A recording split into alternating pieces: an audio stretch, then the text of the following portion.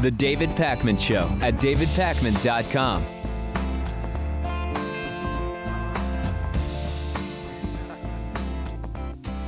Welcome to the program. Let's get right into talking about Syria. Yesterday, we had a long day of hearings with the Senate Foreign Intelligence Committee. Secretary of Defense Chuck Hagel was there. Secretary of State John Kerry was there, as well as the chairman of the Joint Chiefs of Staff, General Martin Dempsey. I was doing coverage on Al Jazeera America and sat through the entire hearings and watched, and I couldn't help but feel that the entire hearings, and most specifically, Secretary of State John Kerry's testimony and the case he was making for military action, these limited and these airstrikes that would be limited in scope against Syria, it felt a lot like Colin Powell's case when it came to Iraq. And even though this is a different situation, it is a different administration, it is a different set of circumstances, we knew, Lewis, after the disaster of Colin Powell making that case with faulty intelligence and then saying he made a case he was not comfortable making and he felt pushed into, any future cases similar to that one in any way were going to be, I don't know, under the same type of fog or cloudiness and same skepticism that only makes sense given what happened with Colin Powell. And that's the way it felt for me. I think perhaps that's the only good thing that came out of the Iraq War, is that now perhaps we'll scrutinize these decisions a bit more. And I think you're right. It's good to be skeptical, I think. And I mean, I think as long as we can avoid a ground war, that's big. Right. Well, that was the main point of contention, because after former Senator and now Secretary of State John Kerry said there is absolutely no plan or intention of a ground incursion, he ended up getting a little bit mixed up. I'm going to play a little bit of that, and then we'll make some. I'll give you my comments on it. Take a look at this. Would you tell us whether you believe that a prohibition for having American boots on the ground, is that something that the administration would accept as part of a resolution? Mr. Chairman, it would be preferable not to, not because there's any intention or any plan or any desire whatsoever to have boots on the ground. I think the President will give you every assurance in the world, as am I, as the Secretary of Defense and the Chairman. But in the event Syria imploded, for instance, or in the event there was a threat of a chemical weapons cache falling into the hands of al-Nusra or someone else, and it was clearly in the interests of our allies and all of us, the British, the French, and others, to prevent those weapons of mass destruction falling into the hands of the worst elements. I don't want to take off the table an option that might or might not be available to a President of the United States to secure our country. All right. So the big things I take from this, Lewis, are a ground incursion is not the plan nor the intention, and it is not the desire of anyone, but it is not off the table. Secretary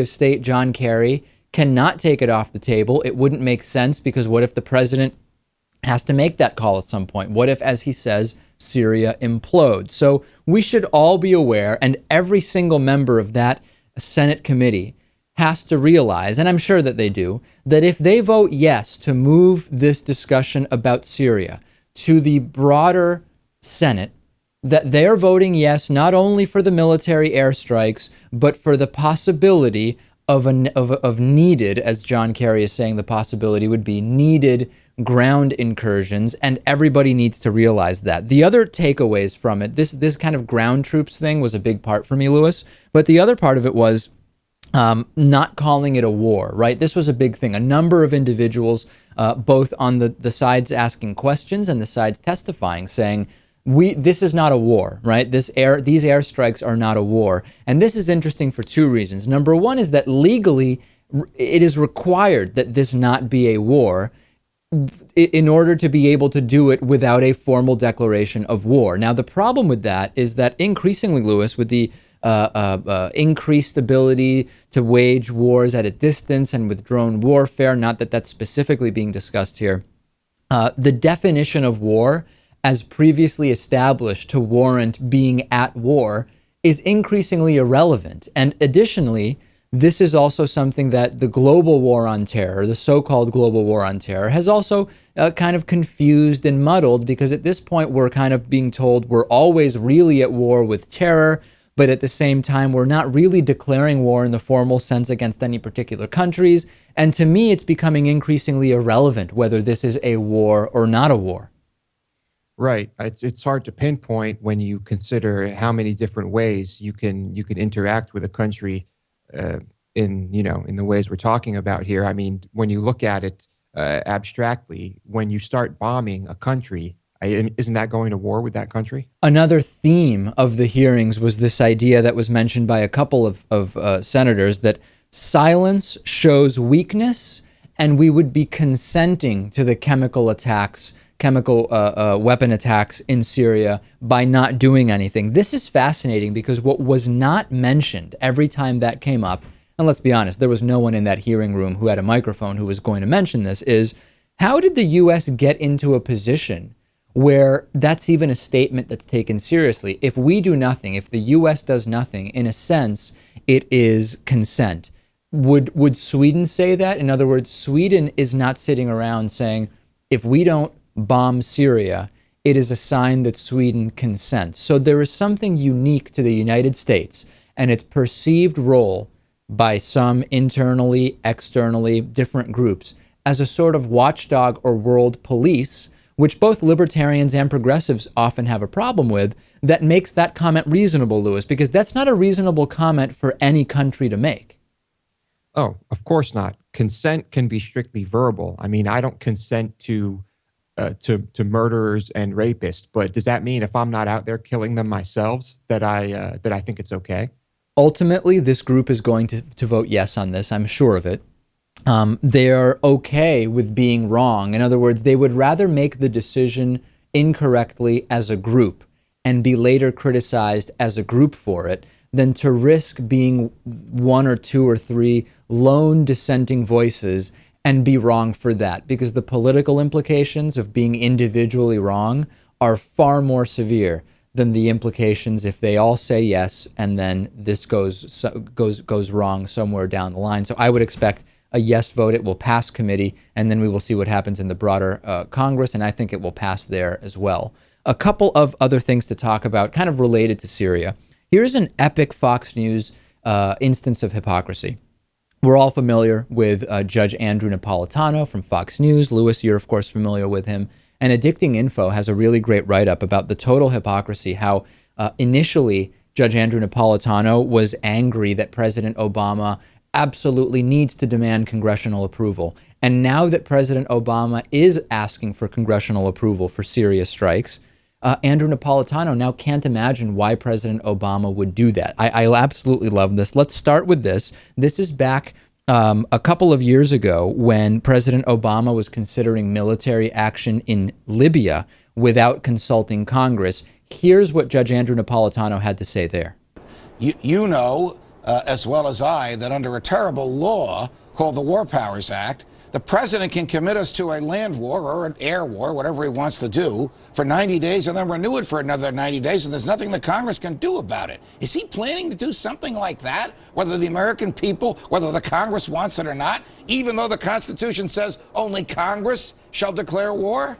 Okay, well, that's a pretty good, that's interesting, right? I mean, he's kind of railing against this War Powers Act, and he says President Obama absolutely should go to Congress when there is going to be military action. Well, what did he say now? Fast forward to September 3rd, 2013, yesterday, a much thinner Judge Andrew Napolitano said the following. This actually is something that could happen for 90 days under the War Powers Resolution, you say?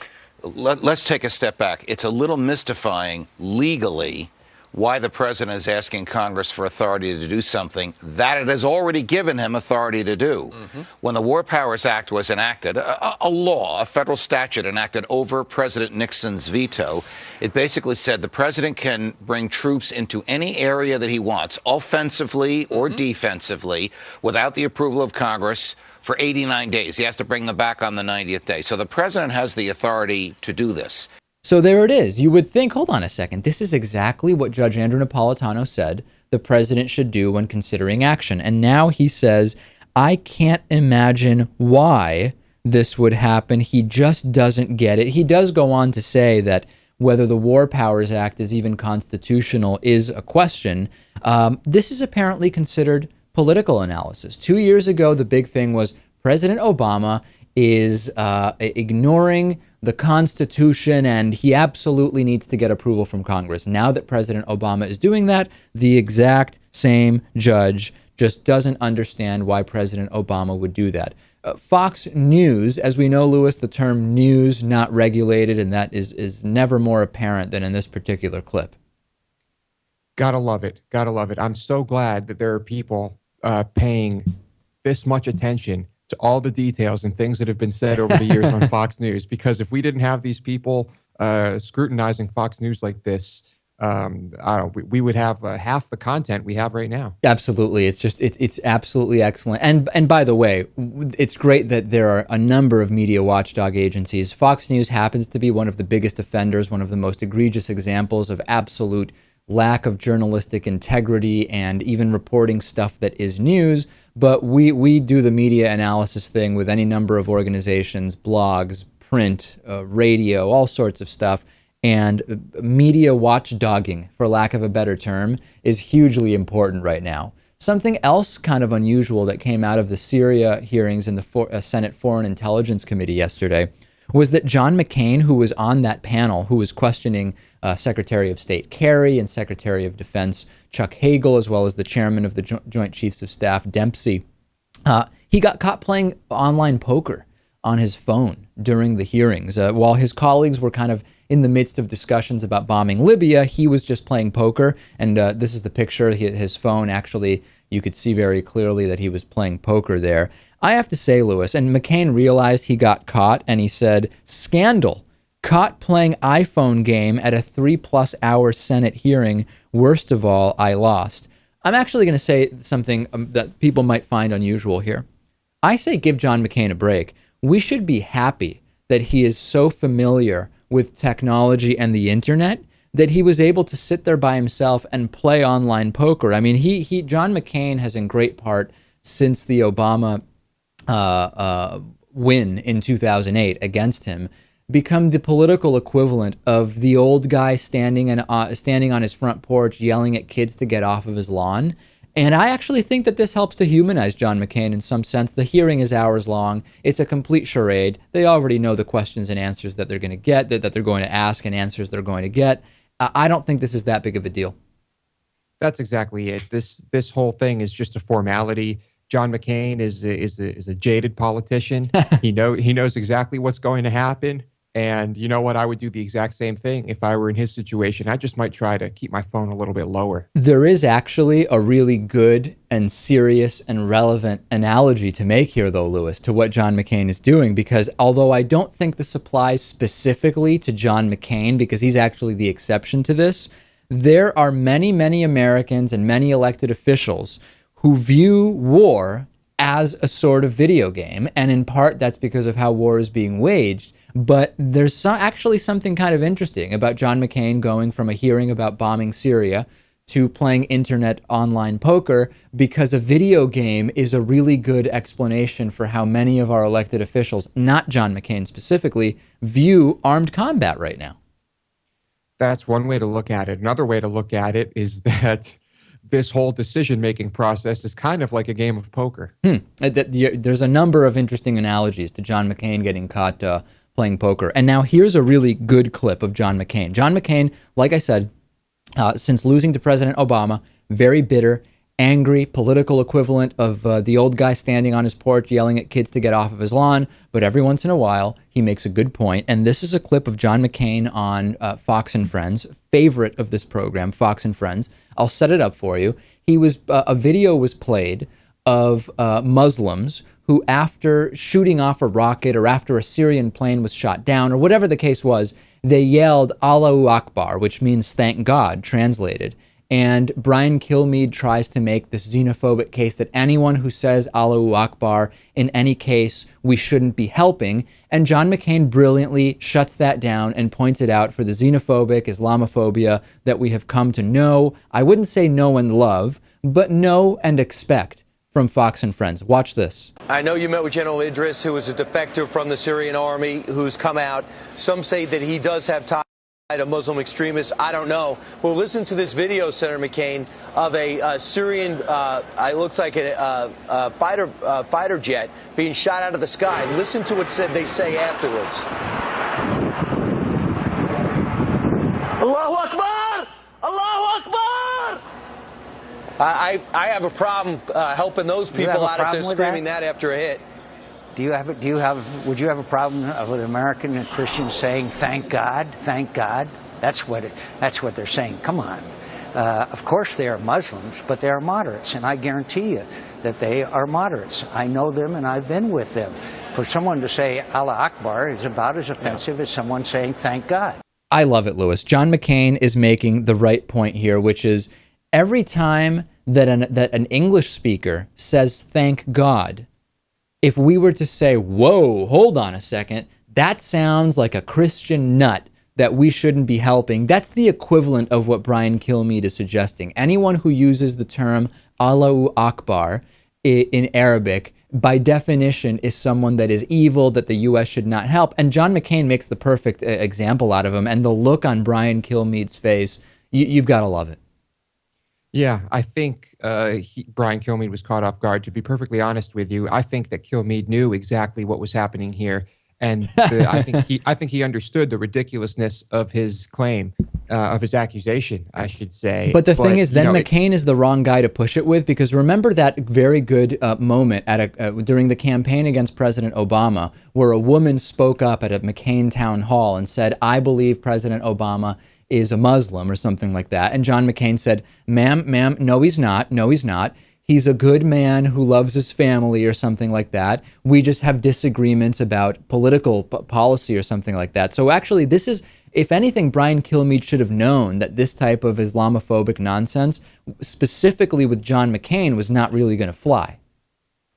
Maybe. Or maybe he thought McCain would just kind of brush it off. But look, this is the type of video that Fox News will play for 100 different people to try and elicit a response that they agree with. So I think that that they just take their chances, really, and their narrative probably holds strong with their viewers. After this show ends, the bonus show begins. If you're not yet getting the bonus show, become a David Pakman Show member on our website, davidpakman.com/membership. On today's bonus show, hosted and produced by producer Lewis, we will talk about a new study which suggests that animals might actually harbor 320,000 unknown viruses and the implications that brings with it. We'll also talk about a very cool story out of Mexico. There's an independent mobile phone network that is being developed in Mexico. We've talked about concentrated control of all types of media and communication. So this is a very interesting story. Join us on the bonus show, davidpakman.com/membership.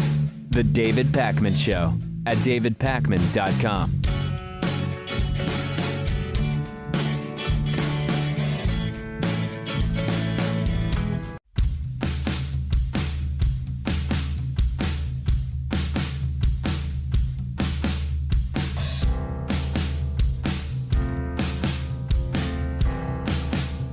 Welcome back to the David Pakman Show. The David Pakman Show membership program is made possible in part by liberalbias.com. In a free society, everyone could just vote on what theories to believe. When elite scientists start relying on so-called facts, it just shows they have a liberal bias. Find out more at liberalbias.com. New member of the day is Mike Flaherty. Mike, Thank you for being a David Pakman Show member. Thank you for supporting the show. You're standing up and saying, I understand that independent, non-corporate media doesn't just have big checks written to them by some of the biggest media conglomerates. I'm going to do my part to support alternatives to corporate media. Let's talk about Hatriot Mail. I will no longer explain Hatriot Mail at the audience's request. We now have an introduction for Hatriot Mail. Take a listen to this. Hatriot Mail, your break from the tyranny of unbiased independent media. Because knowledge and information are just communist conspiracies. Patriot Mail, written by patriots who hate David Pakman. Because America. And because freedom. All right. Thank you for that introduction. This week on Hatriot Mail, we're going to have an incredibly anti-Semitic interview in the next segment. So I figured that we would just run this episode of Hatriot Mail. Let's listen, Lewis. Little crying Jewish kid who is so full of crap that his eyes are brown. I'd bet the farm that the little puss still lives at home with mommy and daddy. Right. Give him a show on MSNBC. He can fit right in with those other warriors who are always talking about a war on somebody. There you go. All right, there it is. That is this week's Hatriot Mail, Lewis. Very, very intense stuff this week. And don't go anywhere, because the interview that's coming up next is going to be bizarre and enlightening in some kind of strange and odd way. Ariel Castro, the Cleveland kidnapper who held Michelle Knight, Amanda Berry, and Georgina DeJesus hostage for almost a decade, including fathering a child with one of them, took his own life. Last month, as you remember, he was sentenced to life without parole plus 1,000 years in prison. He pled guilty to 937 counts in order to avoid the death sentence. Remember that. And it turns out that he was found hanging in his prison cell, Lewis, after only about a month, serving only about a month of his prison sentence. There is an investigation going on. Details are being sought and explored. At his sentencing back on August 1st, he was insisting that it wasn't that he was evil, he wasn't depraved, he was simply addicted to sex. And Lewis, you remember, he said, not only I'm not a monster, I am sick. He also discussed how he practiced the art of masturbation.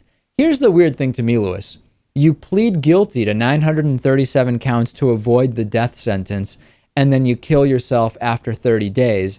Some people are making a lot out of this, saying something was obviously wrong, he was being deceptive, or whatever the case may be, he was going to kill himself anyway. I think anyone who assumes we could know what exactly he was thinking and what the logic was behind his actions, we have no idea. It could just be as simple as once he got there, he couldn't handle it, or he was getting abused by a number of other inmates. Well, he was in solitary confinement, so that was actually, there was some speculation that maybe, you know, there are rapists and child molesters are not treated particularly well in prison, as we have discussed. And so there was speculation that maybe this was at the hands of other inmates, but he was in solitary confinement, and it appears that there's absolutely no reason to think that's what took place. All right. Well, I mean, my guess would be he just lost his mind and couldn't handle it. I mean, I think it's also too bad that they leave things in these cells that give inmates the option of hanging themselves. I think there's probably a way to avoid that. Yeah, I mean, I know that when you're on suicide watch, you don't have access to those types of things. I don't believe that he was, which kind of furthers the idea that he was sociopathic and completely disconnected in his actions from what was going on in his mind and from any sort of empathy, obviously, for the women. I really feel bad beyond just the three victims.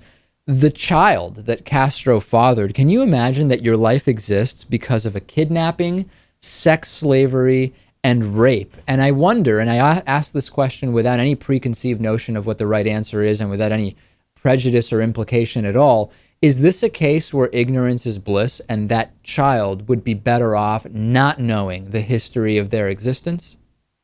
I think so. I think this this child could have a perfectly normal, good, healthy life, never know that, and be perfectly fine. Yeah. Yeah, I mean, we may be assuming a lot by assuming that just it's if they don't know that their life is going to be perfectly normal and No, healthy. I said could be. Could be. Yeah, no, you're right. I think that this is one of those tough situations because there's value in honesty and in knowing your background. And I don't know the answer. I would open it up to the audience. I mean, it is a tough question. News out of North Korea reported in the Telegraph out of the UK. Reports indicate that Hyun, a singer with the Unhasu Orchestra, was among those arrested on August 17th for violating domestic laws on pornography. She and 11 others were machine gunned, reportedly, 3 days later, along with other members of North Korea's most famous pop groups and their immediate families forced to watch. The onlookers were then sent to prison camps, victims of the regime's assumption of guilt by association, according to the report. They were executed with machine guns while the key members of the Unhasu Orchestra, the Wang Jason Light Band, and Morambong Band, as well as the families of victims, looked on. The 12 who were executed were singers, musicians, or dancers with Hyun's band, or those other bands, and they were accused of making videos of themselves performing sex acts and then selling the recordings. I don't even know that I believe the story. This is Hyun is considered to be, assuming the information we have is accurate, Kim Jong-un's ex-lover. I don't know that we can even believe that pornography is what took place here. It seems like yet another of these propaganda type incidents that are all too common in North Korea. Based on, even though the reports indicate that it was claimed they were involved in producing pornography. It may be true, but I don't think we have anything that would count as evidence towards that effect. I'm sure there's no evidence. I'm sure it's made up. And then, of course, you either kill everyone involved and send anyone who might know anything about it to a prison camp. Yeah. You pretty much cut off any loose ends and continue on being a complete piece of crap like Kim Jong-un. We have to ask ourselves, in the context of Syria and claims of a humanitarian crisis as the catalyst or impetus for getting involved there, why aren't we more involved here in North Korea? Some say it is just politically too complicated. If the U.S. wanted to be more involved in North Korea, if the U.S. wanted to be the sometimes self-proclaimed watchdog of the world, North Korea would be a place to really put more thought into and see what we can do there. No question about it. But that's not happening. North Korea, by the way, has almost no natural resources. Let's take a break. Coming up next, an interview you will not want to miss, and then more stories as well as your voicemails. The David Pakman Show at davidpakman.com.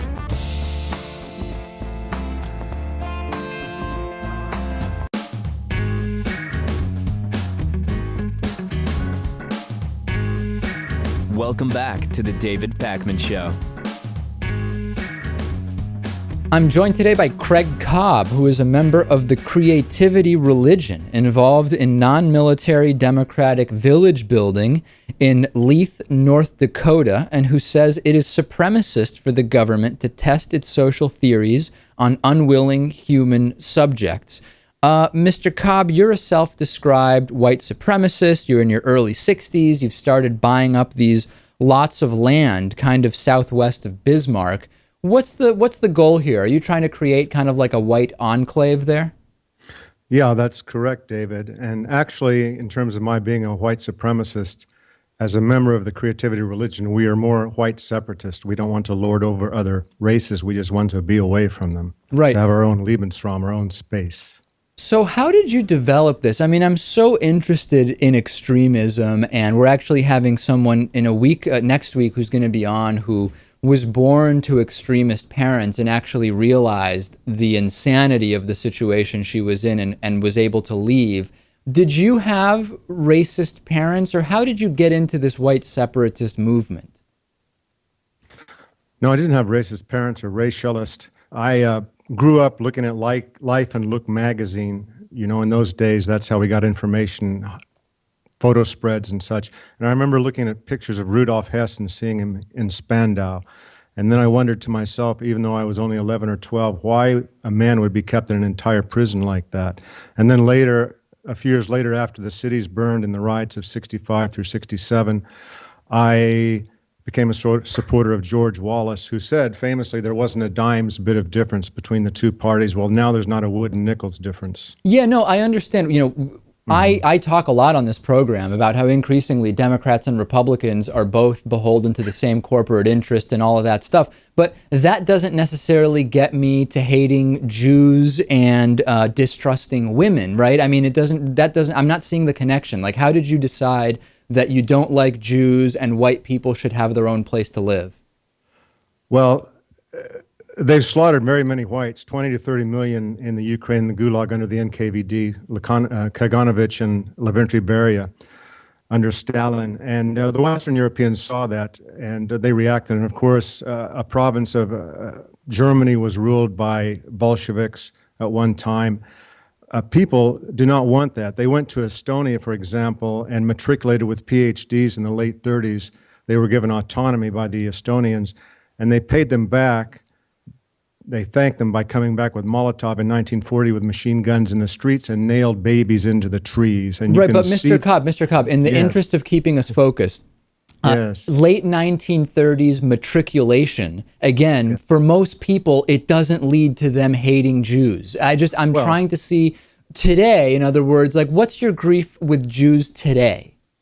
Well, they control the top 10 universities, the law schools, and graduates of those schools become arbiters of thought on television and in our court system. Okay, and now we're getting into the meat of it then. Yes, okay, so let's explore that term control, right? Because this is actually, I hope the audience is paying very close attention here, because this idea of control is very common to anti-Semitic beliefs and kind of conspiratorial thinking, which is, if we can acknowledge that there are any number of different groups from particular socioeconomic, ethnic, or religious backgrounds who tend to do better or worse in certain areas of life, that's one thing. But then skipping to this idea of the conspiracy of control is where things seem to go off the deep end. So talk to me about that. Where is this idea of the conspiracy to control coming from?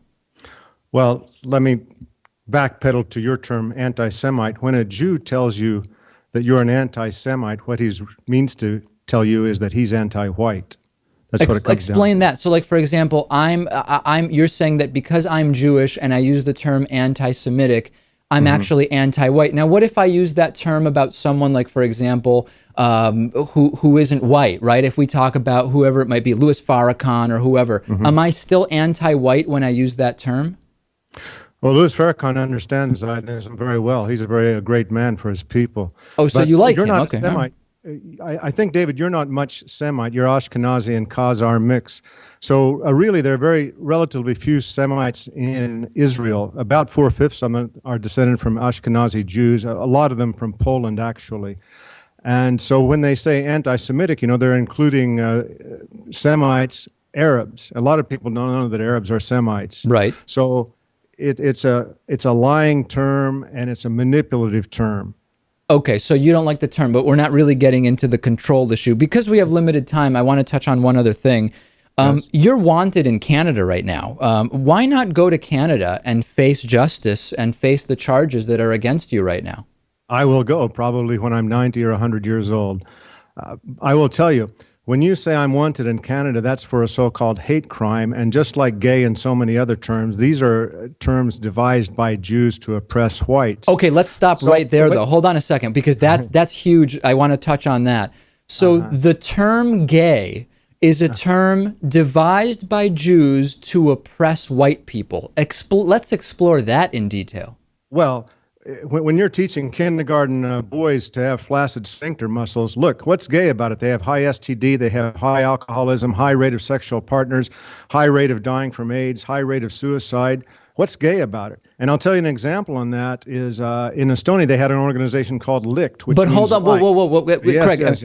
All right. I need to keep the focus. Let's put aside Estonia for a second and flaccid sphincters or whatever it is you're talking about. Well, that's what homosexuals have. But David. hold on a second. The question is, when and how and which Jews developed the term gay in order to oppress white people? I don't know the etymology of it, but I can tell you they invented the word racist. It was Max Eastman, Trotsky's translator, in 1932. But you brought up gay, so I just wanted to follow up to see if you had any data on that. It's ultimate. I'm not sure the precise etymology. I actually That's remember what I a lot figured, of it in the early 70s when they changed that term. They're always concocting terms. Now the one is for HUD affirmatively pushing housing. So what they're going to do in all these communities, like Leith, by the way, perhaps, is if your town is not 13% black and Hispanic, Mexican, illegal or whatever, they'll ship them right in. That's why they can call me a neo-Nazi, David, and the Associated Press a few weeks ago stopped using the term illegal alien, as did the University of California. But neo-Nazi is fine, you see. Okay, I gotcha. Well, I don't know if that's exactly going to happen. Yeah, right. So, I'm sorry, what was that last thing? I say that's kike wordsmithing. Oh, I see. Okay. Hey, so last thing here, I'm as a logistical matter, purely as a logistical matter, how do you develop and learn about all of this stuff you're talking about when you don't have like phone or running water and you live in the middle of nowhere? Like just as a practical matter, I'm curious. Well, I have a Verizon hotspot, but I'll tell you, I live in the Bakken, and the average wage up there is $71,000 per year. There are 35,000 people in Williston making that money, and this town, Leith, is very close to that. We're going to get white guys up there and get them good jobs in the Bakken. So I'm seldom at my home. I'm usually working 70 hours a week. What kind of work do you, what kind of work does a guy like you do? I was working for Border States Paving in Fargo, and I was fired because of my religious activities, which propel me to do political activities. Yeah. Okay, well, listen, Craig Cobb, you've truly said it all. We're going to keep following this white enclave community. As you know, of course, we didn't even get a chance to talk about it, but it really does seem like it's just not going to be allowed to even really take place. But that's probably something you disagree with, and we'll have to save it for the next time. I know that you have a lot to say about that. We're just out of time. I wish we had more. But there's a lot of controversy. We've been speaking with Craig Cobb. He is a member of the Creativity Religion. They are non-military, just in case people were wondering.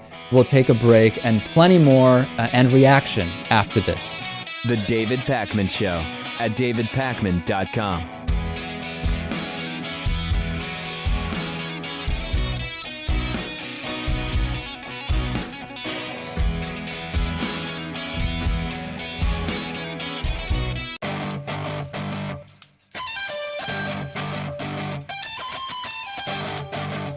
The David Pakman Show at davidpakman.com. Support the David Pakman Show for free by doing your Amazon shopping through the banner link to Amazon on our website, davidpakman.com. Scroll down the right side, click and bookmark that link. Just do your Amazon shopping and you'll be supporting the David Pakman Show. You can also donate a retweet or Facebook share at donateyouraccount.com/David Pakman Show. Costs nothing and takes only seconds. It's being reported by Sky News, Lewis, that a rapist in the UK has discovered that he may have contracted HIV from his victim. This is a jailed rapist named Richard Thomas, 27 years old. He collapsed to the floor when police told him that his victim not only had another illness that the rapist was aware of, but also had HIV, and that he now needs to be tested and will know the results in a few days as to whether he has contracted HIV. He was obviously shocked. He had to be taken to a hospital after finding that out. And the backstory on this is he let himself into the home of this woman in Greater Manchester, uninvited, of course, in the middle of the night. She woke up, found the man raping her. She froze and no words were exchanged, according to the prosecutor, Harry Pepper. He was arrested, interviewed. He said he had been drinking heavily, doesn't remember the incident, had also taken cocaine and ecstasy. Some atheists emailed me, Lewis, and they said this story is making them reconsider that there actually might be a God. But speaking seriously, is this really some kind of justice? Is it wrong to take comfort in this when you think of the horrific trauma that the victim did endure, or is that macabre in some way? I don't think it evens out, but it's certainly for the rapist. I mean, clearly, he realizes that this was not worth it, and I'm sure some serious mental anguish there. Yeah, yeah. I don't know how to feel about it. I mean, there was this kind of gleeful response. If you look at, there's countless articles about this story online. If you look at the comments, there's this gleeful response. This is exactly what this guy deserves. This is actual justice, so on and so forth. And I don't know if I should allow myself to be swayed by that type of sentiment, or if there's something wrong with it. I'm curious to see what the audience thinks. Well, look, this is obviously, this guy's a complete scumbag. And look, what's to stop him from getting completely wasted on alcohol and drugs and going out and raping someone else and then giving them HIV? Yeah, well, that's the other concern. Let's assume I don't believe he has a life sentence. Let's assume he did contract HIV. Less common for a male to contract it from a female, statistically speaking, than vice versa. But then all of a sudden, if he does rape again, he could infect others. So there's a lot of questions here, and I'm not totally sure how to react to it. There's a church, a Christian church, that has expelled a family for not abandoning their lesbian daughter. It's a very disturbing story. Kat Cooper is a detective with the Collegedale Police Department in Collegedale, Tennessee.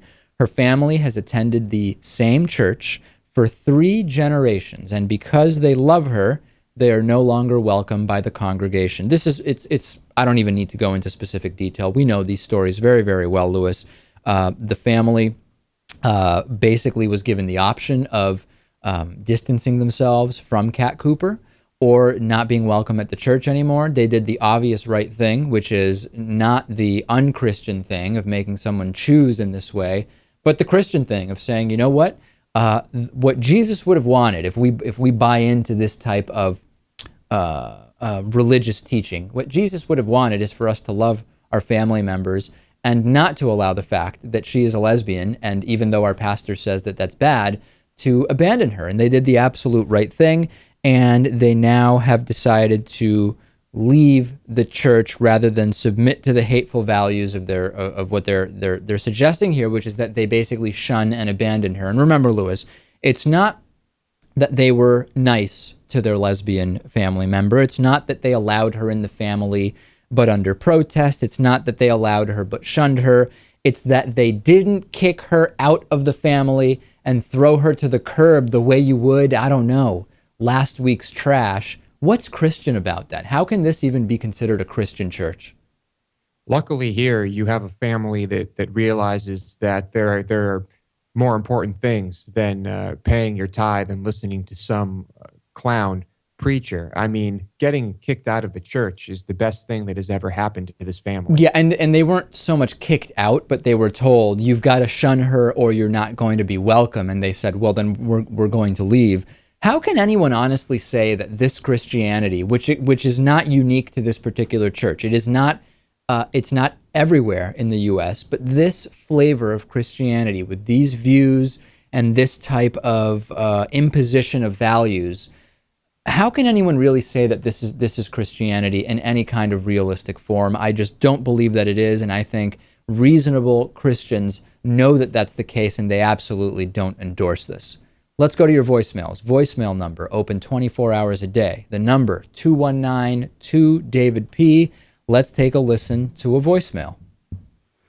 Hi, guys. This is Mark from Georgia, calling about the September 3rd show. Just a couple of quick notes. About the vegan dental floss thing, most dental floss is waxed with beeswax. And of course, using beeswax as an animal product, that's a big no-no for vegans.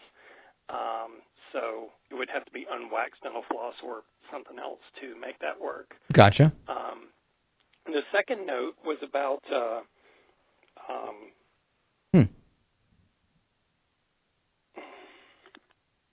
All right, so forgetting about that second topic, but so there it is, Louis. I didn't realize that regular dental floss was often waxed with beeswax. I have not independently confirmed that, though, but that would make it not vegan. It's a good point. Right. I suppose you could always buy unwaxed, but perhaps these people don't want to support companies that have waxed floss. I got to tell you, I've been having trouble with my floss lately for whatever reason. I don't know if this is even a proper topic to go into, Louis, but I'm finding that it's just not, it's almost like too smooth, where it's not really properly cleaning between my teeth. Big crisis at my place. I know that this is at the top of the list for a lot of people, how to sort this thing out. I'm going to need to do something about my dental floss and maybe get one that is a little less waxed, maybe create some friction in there and properly allow me to floss my teeth. It's a sad story. I have the utmost confidence that you'll get this sorted out. DavidPakman.com/membership. Excellent bonus show today. You directly fund this program. We do not receive money from big corporations and big media conglomerates. Please go to DavidPakman.com/membership. Subscribe. You can use PayPal. You can use Amazon. You can send us a check. And in minutes, you can be listening to the bonus show, hosted and produced by producer Louis Motamedi in our Austin, Texas bureau. I'm David Pakman in New York, and we will see you tomorrow.